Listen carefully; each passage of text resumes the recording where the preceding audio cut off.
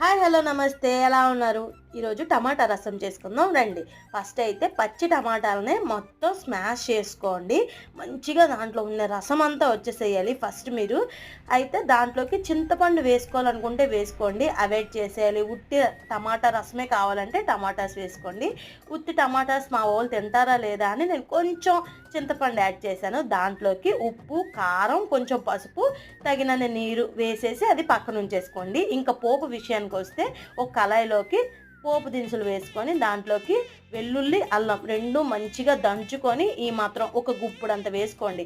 దాంట్లోకి ఇంకా ఆవాలు, జీలకర్ర, కరివేపాకు, ఎండుమిరపకాయలు వేసుకొని అవి మంచిగా ఫ్రై అయ్యాక ఇంగువ కంపల్సరీ అబ్బా! మర్చిపోవద్దు అస్సల. ఇంక ఈ రసం ఉంటది కదా! ఇది దాంట్లోకి ట్రాన్స్‌ఫర్ చేసుకోండి. ఈ టైంలో ధనియా పొడి వేసుకున్న చాలా యమ్మీగా ఉంటది.